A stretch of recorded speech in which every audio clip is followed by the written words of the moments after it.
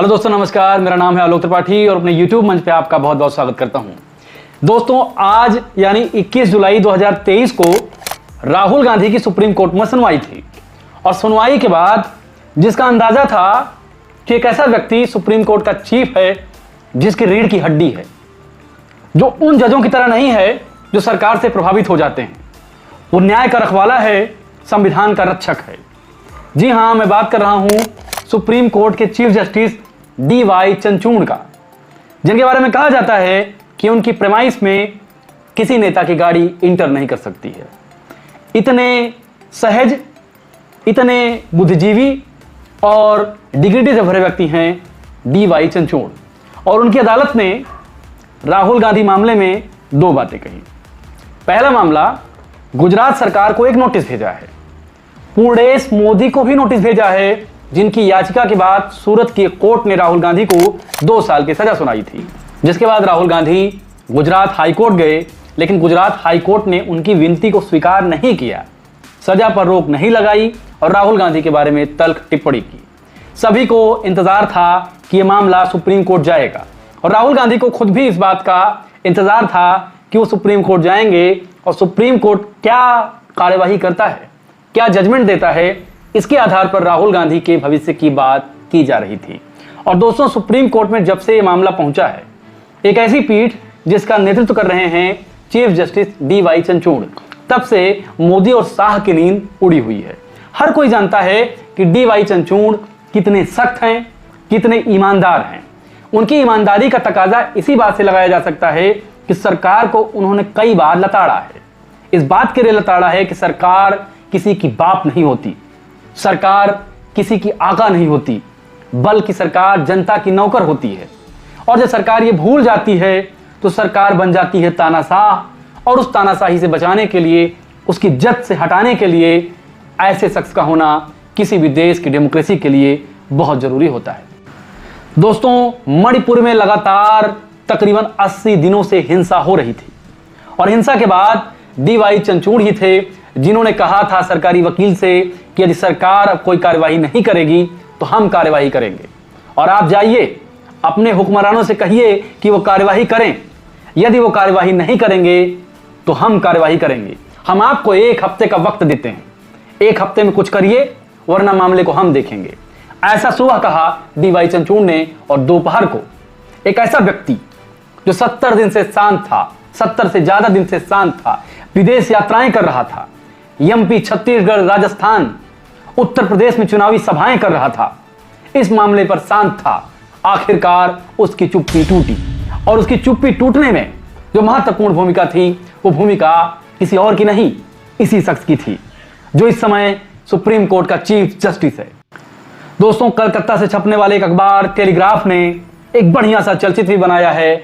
आप स्क्रीन पर देखिए, आपको समझ में आएगा कि मोदी पर किस तरह व्यंग किया है इस अखबार ने।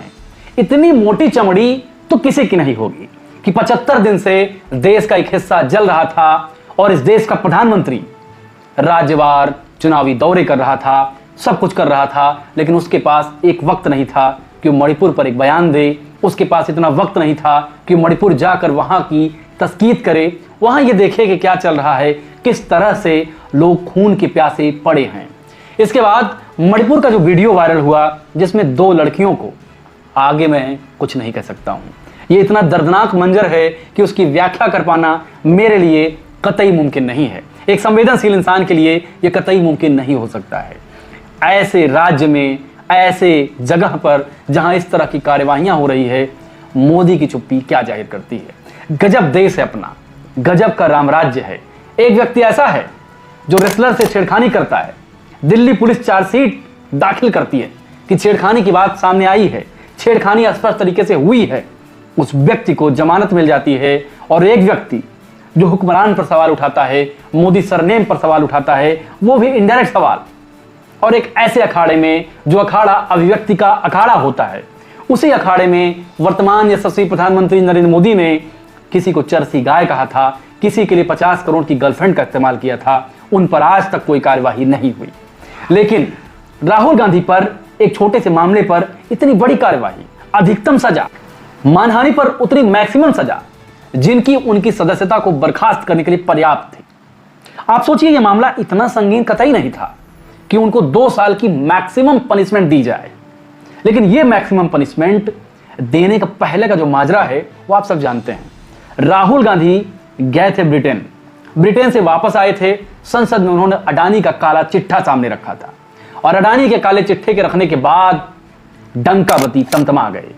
इनको लगा नहीं, ऐसा कोई व्यक्ति, कैसे हिम्मत है, इस संसद हमारी है, इस संसद में किसी की हिम्मत कैसे है कि वो कोई 2 शब्द बोले, हमारे खिलाफ बोले, हमारा पर्दाफाश करे, हमारे आकाओं के खिलाफ बोले।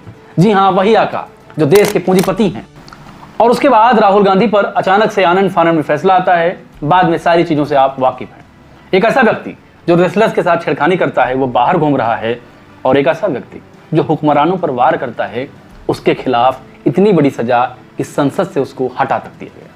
राहुल गांधी ने सुप्रीम कोर्ट में जो याचिका प्रस्तुत की है उसमें कहा है कि यदि सुप्रीम कोर्ट लोकतंत्र की सबसे खास चीज अभिव्यक्ति की आजादी की रक्षा नहीं करता है तो देश में तानाशाही आने में देर नहीं लगेगी। राहुल गांधी ने कहा है कि चुनावी सभाओं के दौरान अभिव्यक्ति की आजादी में कई बार इस तरह की चीजें होती हैं, इसलिए माननीय उच्च न्यायालय से हमारी अपेक्षा है, हमारी प्रार्थना है कि इस पर न्याय संगत तरीके से कार्यवाही करें, और उम्मीद है कि DY चंद्रचूड़ न्याय संगत कार्यवाही करेंगे।